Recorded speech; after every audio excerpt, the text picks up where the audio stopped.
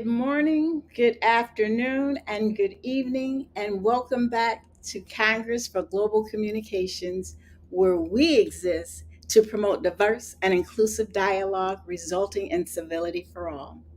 Now, my co host for today is none other than Dr. Phineas Kanithia, my 2.6 pound friend from Kenya and an absolutely amazing man of God. But before I bring him out, there's three things that I ask for you to do. One, if you could please put in the feed where you're watching from. This will allow us to know which countries are included in the conversation today. Two, if you have comments or questions, please include them in the feed as well. We can go back and ensure we've addressed all the comments and questions today. And then finally, share the video. This will allow the people missing in action to catch it on replay. So thank you, and again, welcome. Now, right now, I'm going to bring out the Dr. Phineas Kanithia.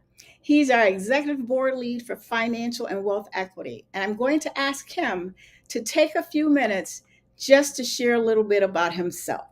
So, none other than my friend, Dr. Phineas. Hey, thank you so much. I'm so excited for us to be back on this to engage with one another and have dialogue and conversations around these specific topics, especially today talking about financial and wealth equity. But excited to be part of this team of CGC and just the impact we've made over the last year, making progress. And it's just exciting. I think for me, it's very practical and very real because it's been my experience being born and raised in a third world country. I've had to experience firsthand the challenges of inequity and and just dealing with the struggles of poverty and different kind of backgrounds. So this is I've had a first-hand experience with this, and so we are excited to be joining in today and actually having this dialogue around these sustainable goals uh, as we are working, as we're moving as a body, but also as a collective whole to see how can we push this needle forward? How can we navigate the issues that affect humanity and move them forward so that we can advance this dialogue, but also come up with recommendations and solutions that will move towards creating equity for all. So a little bit about myself, literally born and raised in Kenya in Africa, and just difficult background, going through poverty, being raised off of less than $2 a day, with very minimal access to opportunity and financial advancement, and so really been impacted. But looking at where I am today, I feel the responsibility and the mandate to participate in this dialogue as we move this forward to see how we can make the world a better place, not just for us, but for the next generation, as making policies and coming up with solutions that affect humanity. So I'm excited to be joining the team today and working with run a nonprofit organization. We are in several countries. We're impacting right now, doing major work in Pakistan and helping the people of Pakistan, and just seeing firsthand how some of these goals like climate changes.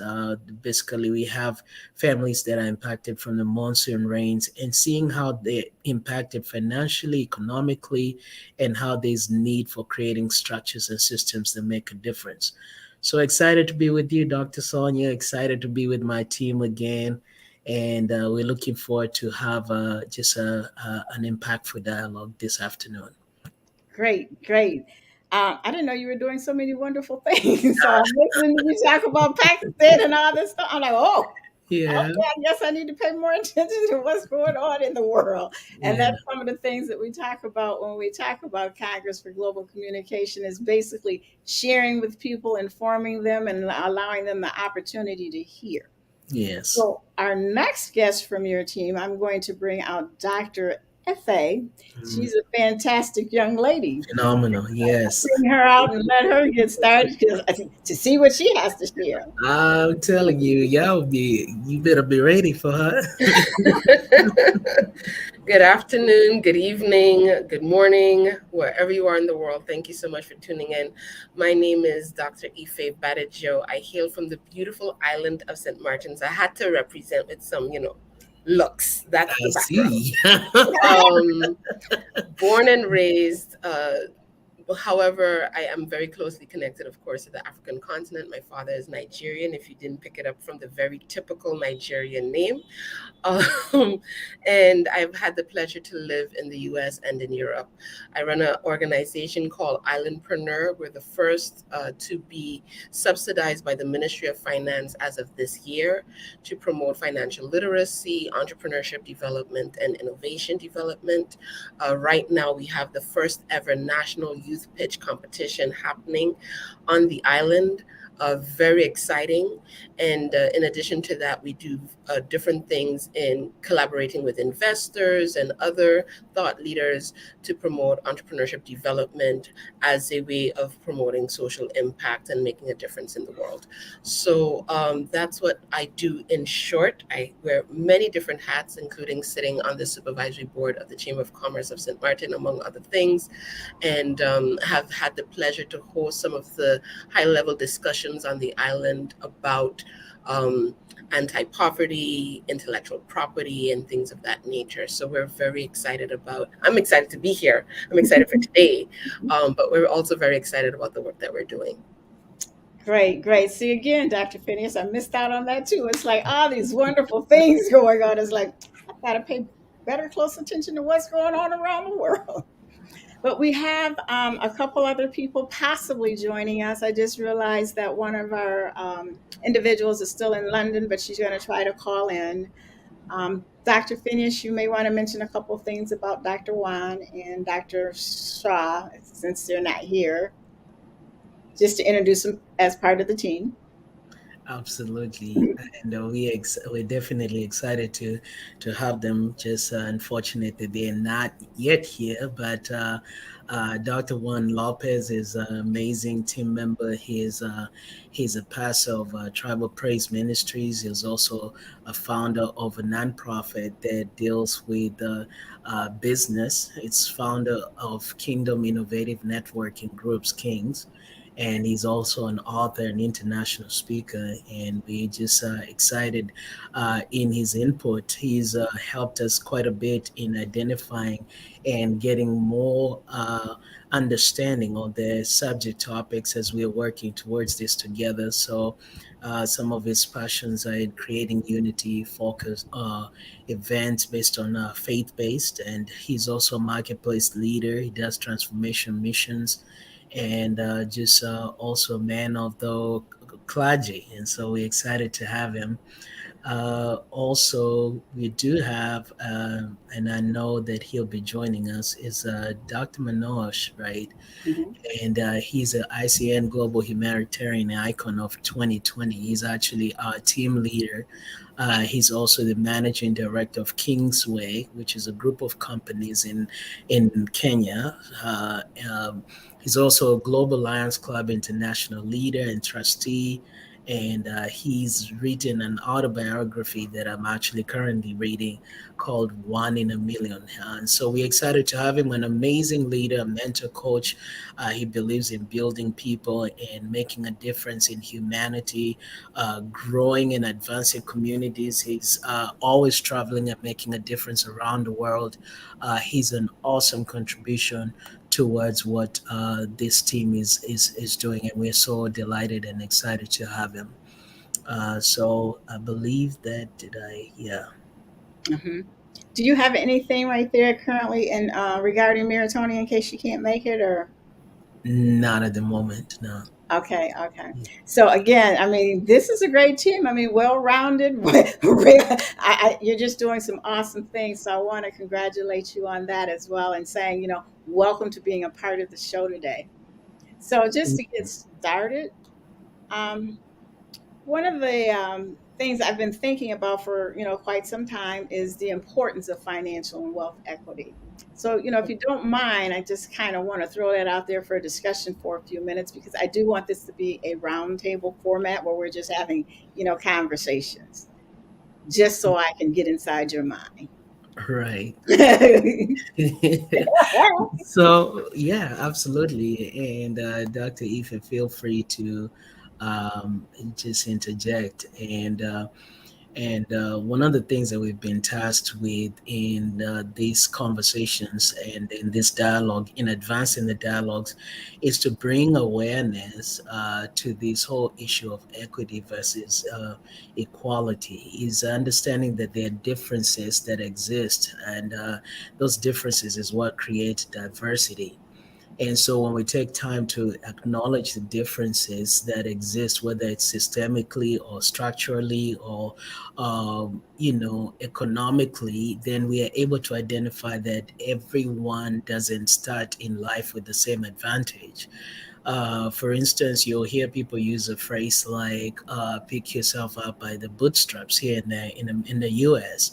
But when you that assumes that everybody has something to start with and they should pick themselves up. But when you have systems that have for years generationally been marginalized and been segregated from access, from opportunity, then it's hard to tell a person to pick up or to start because they are not starting in the same vantage point. So the whole issue of equality basically being equality is based upon the premise of fairness and sameness. Okay, but that equality is based that when people say we are all equal, it's assuming it's based on a misconception that we all have the same needs and that the same solutions will work for everyone if they work them.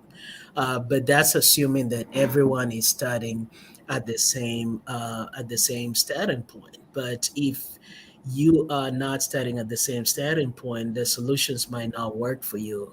For instance, if somebody said, I got a loan to start my business, and you are in a third world country without access to loans, you're not able to start just a business at that capacity. So we're talking about basically understanding that the difference between equality and equity, that if we're going to advance this dialogue, is to understand that yes, we might think that everyone is starting in the same vantage point, but they're not. So equity is based on understanding that we all need to have access and opportunity, so that even though we have a disadvantaged start or a different kind of start or an advantage start, that we all can attain access and opportunity that allows us to advance at the same level. So that's what, as a group, we are working on, is identifying the need for just the need to be able to have that balance between equality and equity. And so where we come in is to create that access, that we want to make sure that everybody has the same opportunity but also the same access to resource that will help them advance. And maybe Dr. Ife, you can chime in as well. Absolutely. I think what's also important is that when people naturally think of wealth, they're thinking of the billionaires of the world. But those billionaires make up less than 1% of the population of the planet.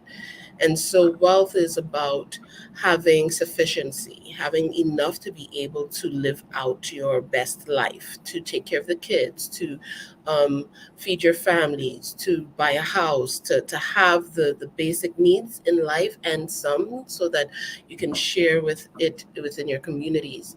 And so from a wealth and financial equity perspective, the focus is on one, identifying that, as Dr. Fania said, we're not all starting out at the same level playing field. In Yes. fact, many regions of the world do not have that luxury.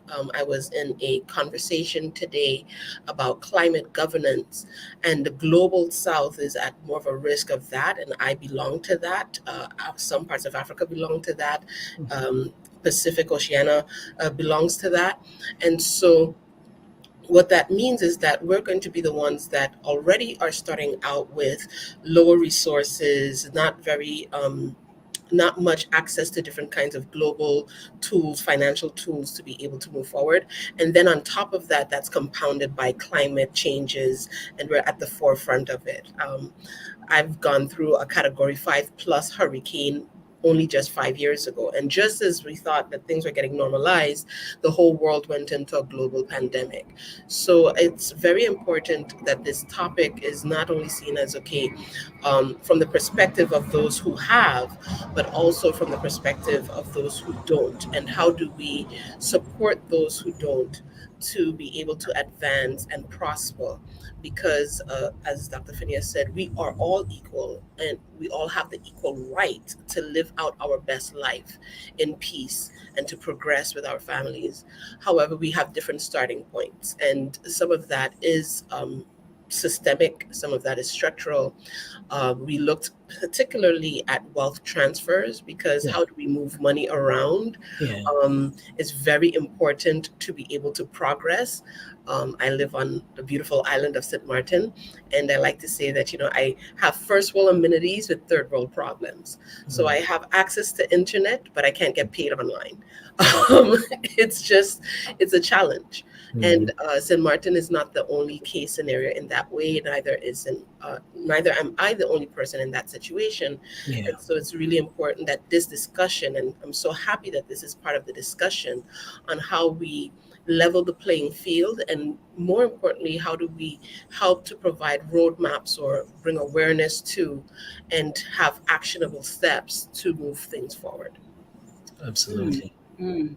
That's good. That's good. So you hit on the topic, wealth transfer. So let's talk a little bit about how our consumers can apply wealth transfer principles to their own lives. So, Dr. If I keep going, because you were so good at what you were saying. Well, wealth transfer is particularly from a production perspective. You're online and you're a mother and you want to provide tutorials online, or you want to, not even online, you're a mother and you want to do after school programming, right? How do you get paid? In many cases, in many parts of the world, that might be cash. But what happens when the cash is valued at nothing? What happens when there may be a lack of cash in that particular country due to all of the different things that are happening in the geopolitical space? What happens when there's a bank run and people take money out of the banks? Yeah. In Italy recently, there's been the opposite. You have people holding up banks because the banks are not releasing money due to the geopolitical situation. And so now you have people literally holding up banks to get their hard-earned money out of the bank. So what happens in the case of that? How do you get money into your pocket so that you can also reinvest in your family, take care of your bills, take care of your expenses, and move forward in life?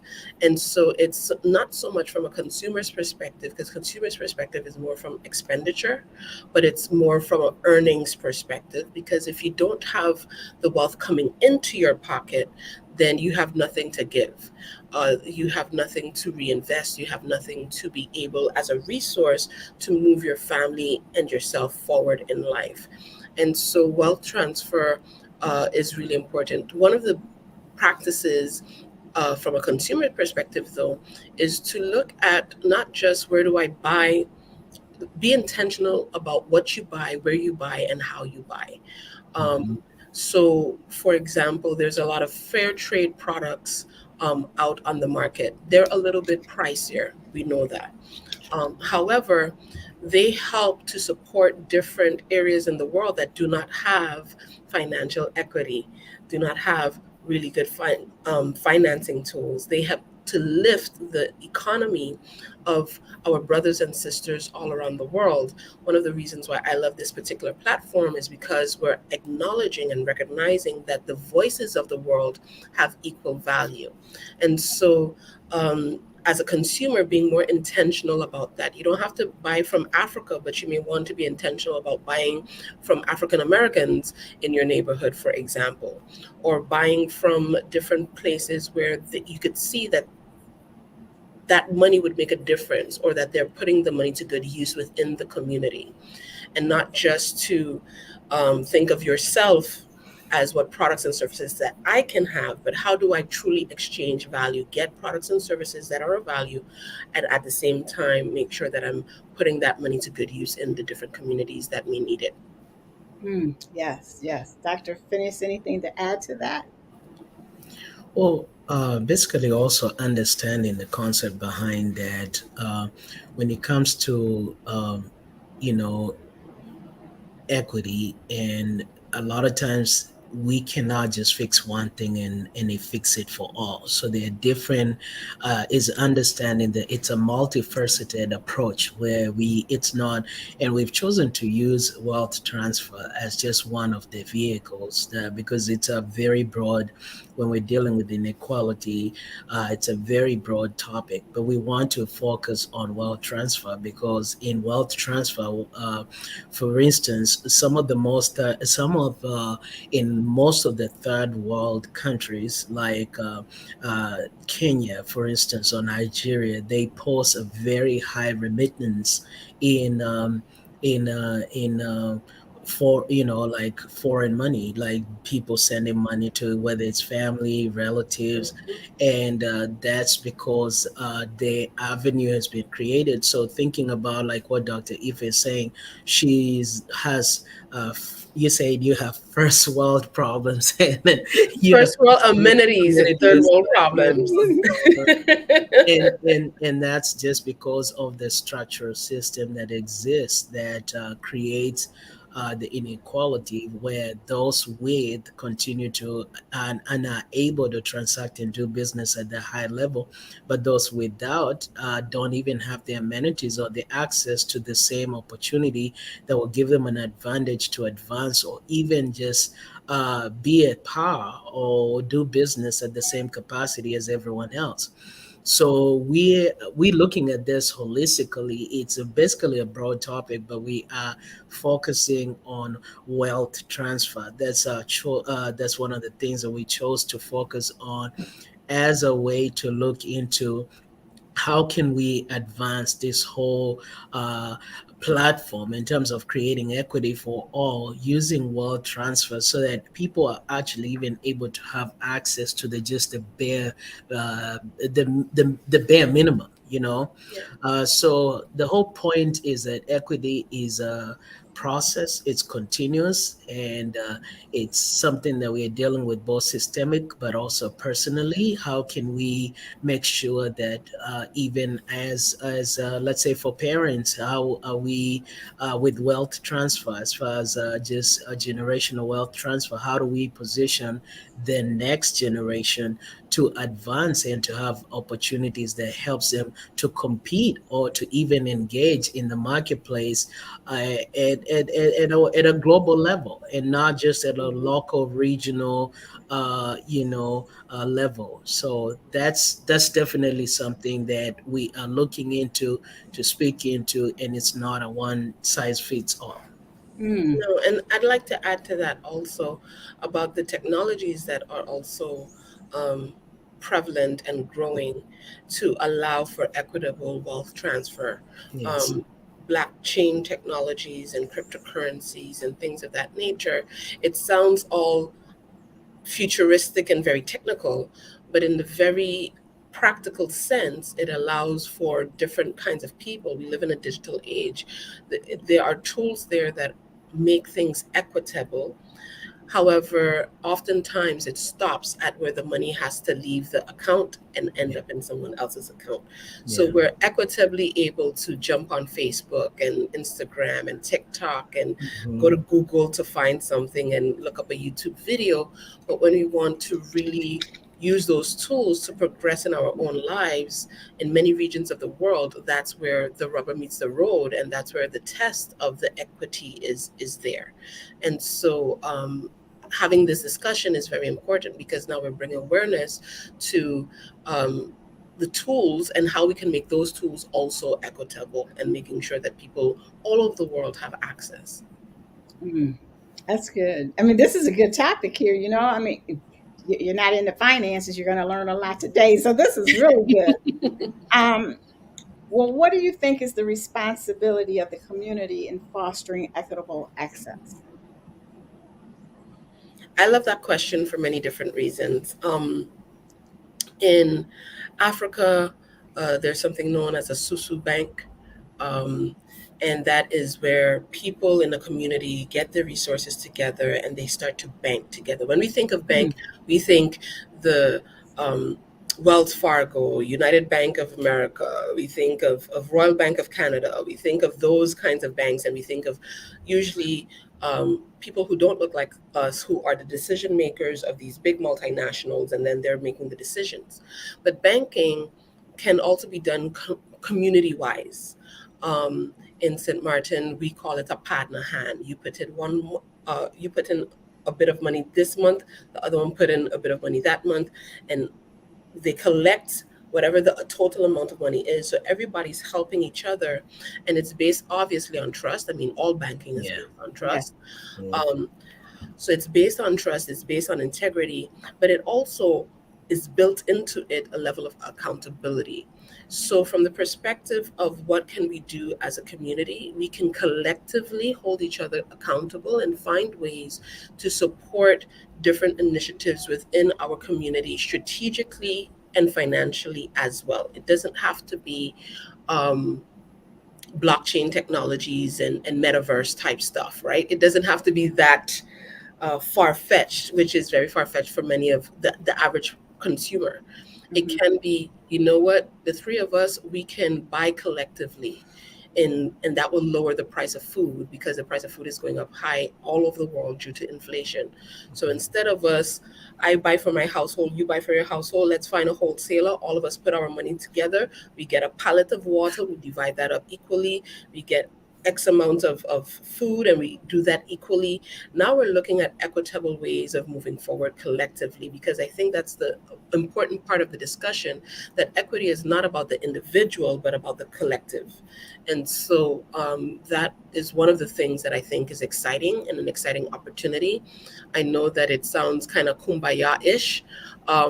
However, the reason why the world, I believe, is in the state that it is in is that we're not taking enough care of our brothers and sisters in our different spheres. We're too individualistic. And so once we start to have that perspective, then wealth becomes common.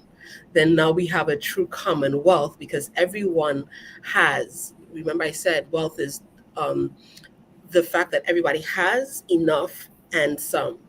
Um, and poverty is a lack.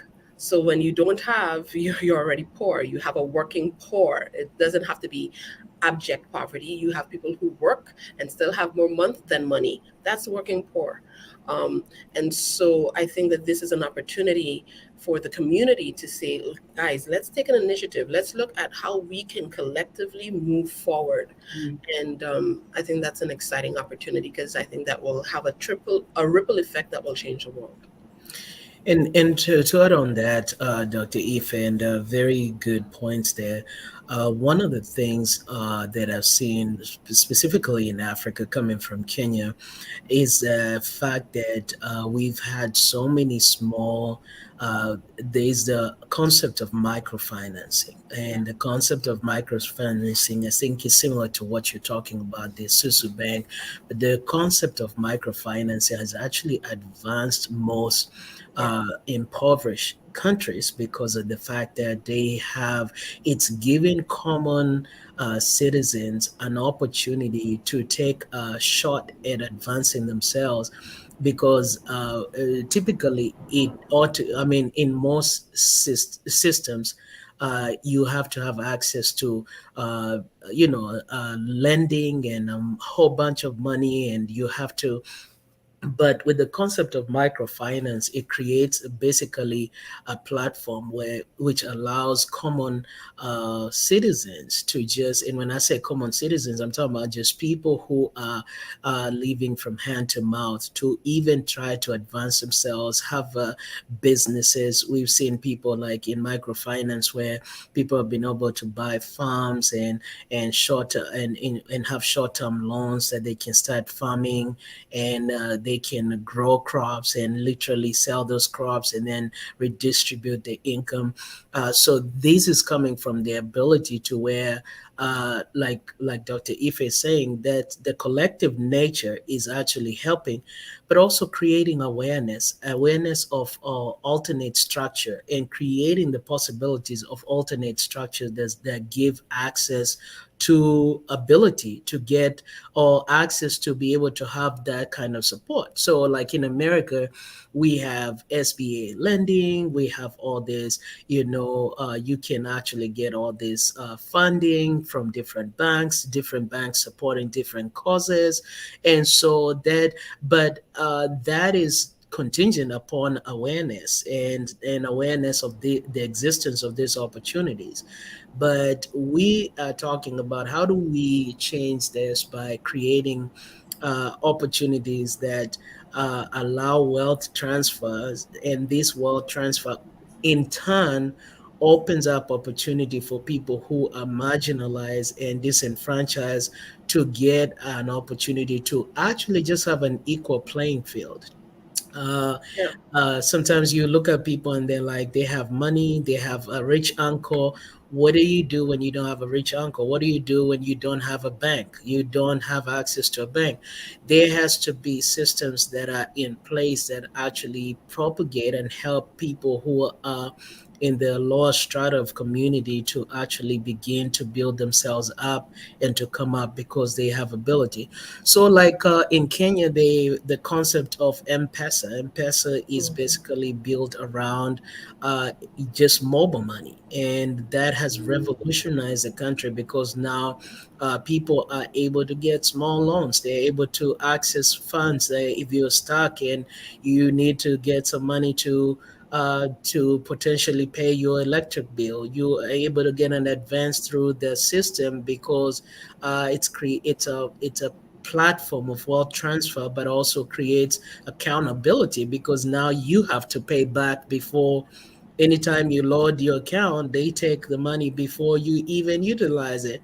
So it helps you, but also creates a less liability for those who are looking to actually take risk and invest in those kind of opportunities. So absolutely, I agree with you, Dr. Ife. Mm. And I'd just like to add as well. I did a quick. I pulled up some quick stats while we were talking, Dr. Phineas, because you sparked something. About approximately 1 out of every 7 people on the planet don't have a bank account. They're unbanked. Wow. Um, and not only are they unbanked, but the banks are unwilling to bank them To bank for them, yeah, whatever reason, yeah. right? And that sets them apart. So how do they get money? Hmm. And Kenya is a perfect example of revolutionizing wealth transfer and coming up with innovative tools to allow for the unbanked to now find ways to wealth creation and wealth and progress of life, right? So M-Pesa is mobile money. Kenya is one of the leading countries, if not the leading country in the world when it comes to mobile money transfers. And so now, instead of having to go to a bank, money is being transferred by the phone. Yeah, Bills are being paid on the phone. yeah. And I find it absolutely fascinating. And so it's also about looking at what's happening in different regions of the world and Hmm. seeing what can be adaptable. But it is a scary statistic that 1 out of every 7 people on the planet, and most of those people are congregated in the poorer countries of the world. They're Yeah. congregated and aggregated in the areas of the world that are considered third world countries, or those areas that are more vulnerable. That 1 out of 7 doesn't apply to the United States of America. Their statistic is 5.3%, which is quite high in my mind. Um, it doesn't apply to Europe, but it applies to Africa, to the Caribbean, to Latin America, to Asia, that 1 out of 7 people are unbanked. How do they gain the money to be able to use those resources and pay bills, buy food, use transportation, invest in their kids, like just to live? How do they get money to live without a bank account? Those are some really, really scary statistics. And then you can imagine, of course, what that translates to as it pertains to crime and destitution. Mm. And thinking about it also is the fact that not only do they not have access to the bank, but what other amenities are they missing out by not having the bank account? So if you go to a bank, right, if you go to a store right now, there are places that are now moving into cashless, and they're like, we are a cashless establishment. So if you don't have a card, you don't have access, you don't have you that means you can't do business, that means you can't purchase, you can't grocery stores that are moving to cashless, that means you cannot really trade and do business, and that impacts the well-being. Not only that, we can look at the fact that there's also the missed out opportunity in potential compounding interest by those who put their money in the bank and pretty much earning just interest and allowing the money to sit there and collect interest. So that's also opportunity for advancement that is passed up just by not having a bank. So this idea of having platforms and ability for wealth transfer through systems, but also through opportunities, I think it creates there's a huge gap and a huge need for that. So I just have a quick question. When we talk about M-Pesos from Africa, would that be the same as like Cash App or PayPal here?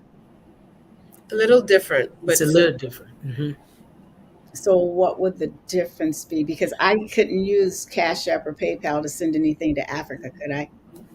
So you can't like the Cash App only works in the within the US US. geo positioning system. So if you are out of it, it's not going to work. It just won't be able to allow you. So somebody can send you the money, but you're not going to access it until you're back in that within that region. So the way to go about it, like the M-Pesa, the way M-Pesa works, you can literally go to a store and instead of pulling out a card, they have a what they call a pay bill number, and they Hmm. give you the pay bill number and you just put your pay bill number and it shows up on their system immediately on their phone on their system that you've paid the same exact amount. And then they just like, so when people go for groceries, when people go to, so they just people, they no longer carry money, they no longer carry wallet, they just need the phone, and all they have to do is they have an account, and that account is what they use to pay everything. So really, it creates an equal playing field because if you don't have a bank, then you still can do business with people that have banks and have bank accounts, and you can go and purchase. So it's a very unique concept. One of which, like Dr. Ife said, is the first and the leading in that arena. Yeah, and just to give you a more context, Dr. Sonia, um, I have PayPal. I can purchase anything on PayPal.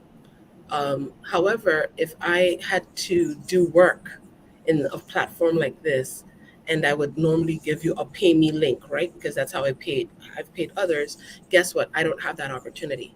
So I could send money out of my account, but I can't get money into my account. Okay. Yeah, So how do I now provide services in this arena?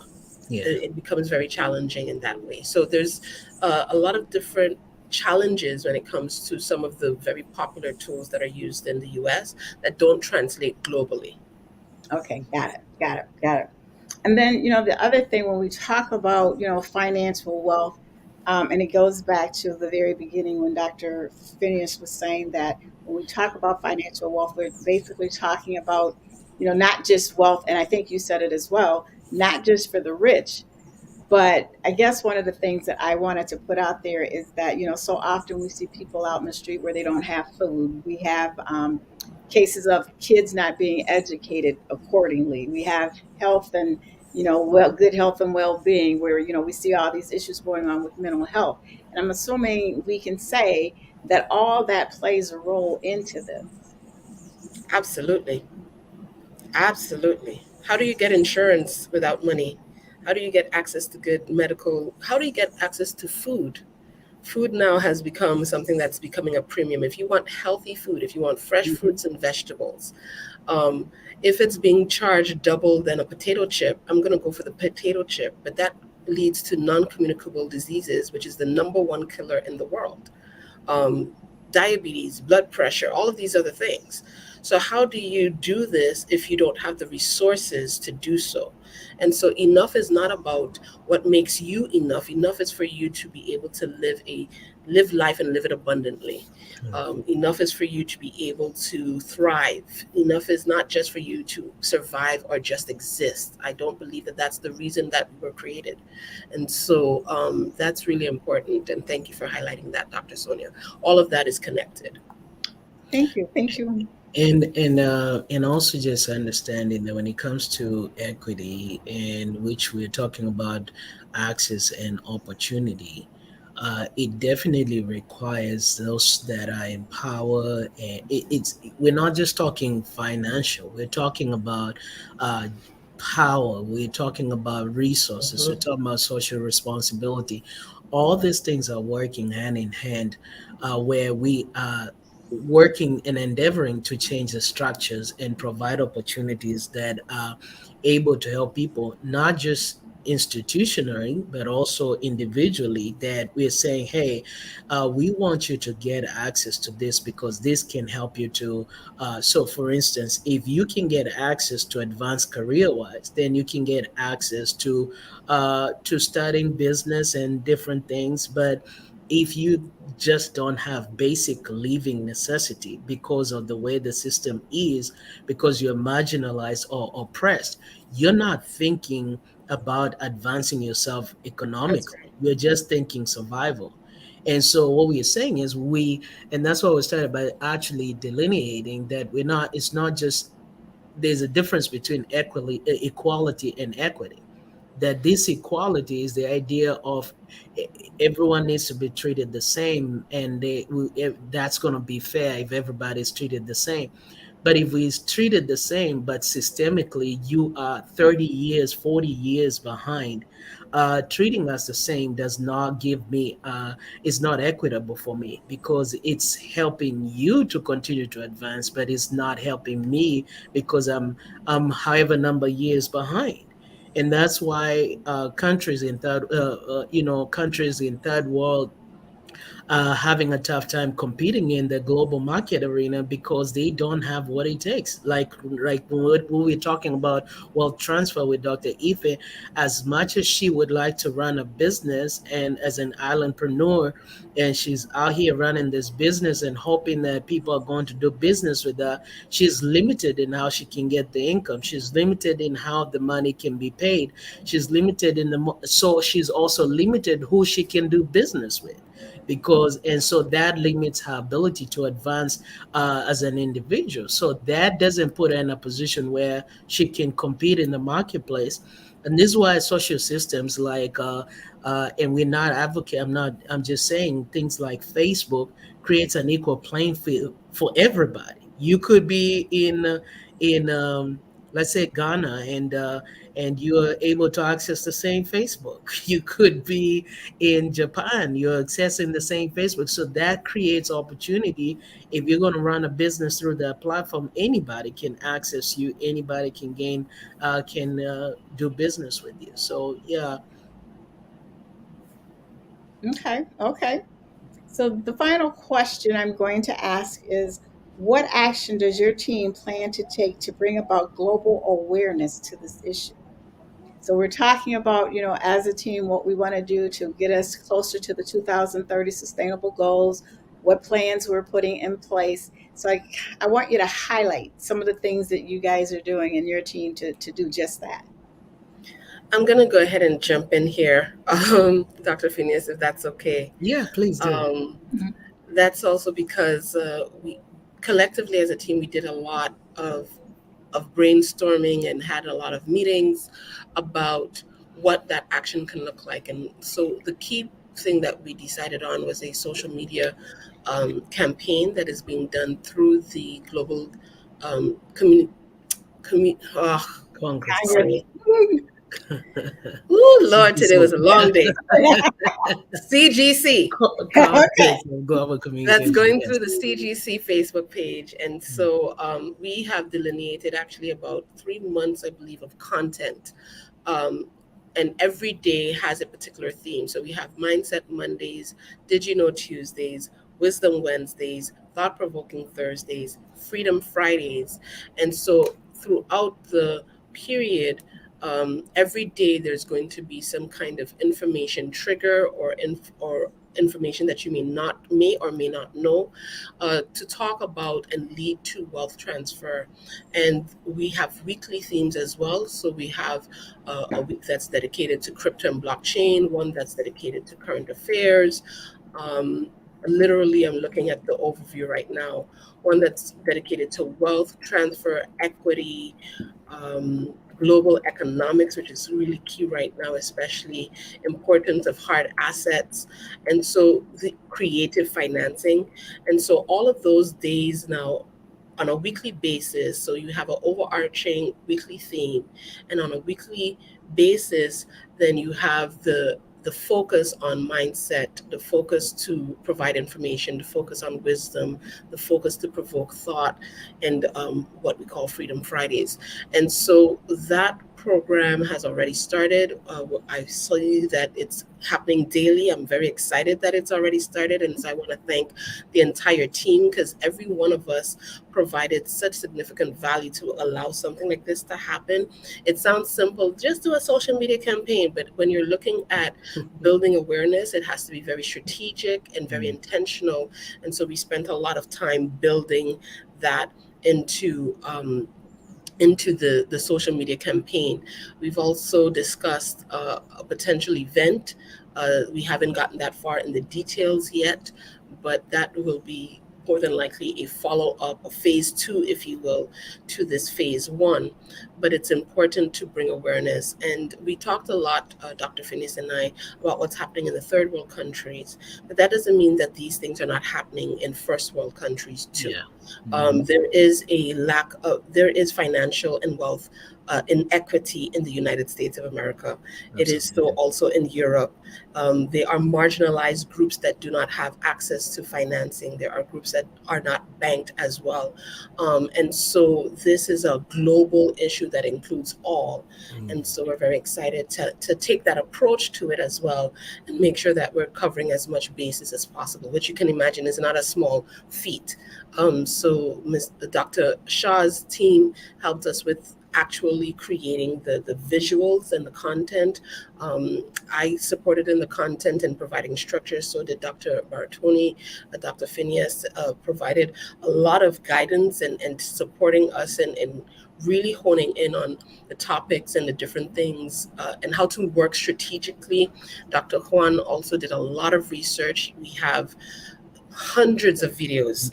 We have content upon content upon Amazing, content. yeah. And of course, the backing of the CGC team and making sure that it is timely put out every single day for the next few months. I am just so elated that this has finally gotten off the ground. Yes, and it's been it's just, you could, if you watch it, you can see that it's growing. It's getting out there, it's growing, people are paying attention. So that was a great initiative. It was a great thought. You guys, I know you spent a lot of time getting that done, going back and forth, but it's really paying off. So again, thank you. Dr. Phineas? Yes, I actually want to thank my team specifically for just an amazing uh, effort that they've put in.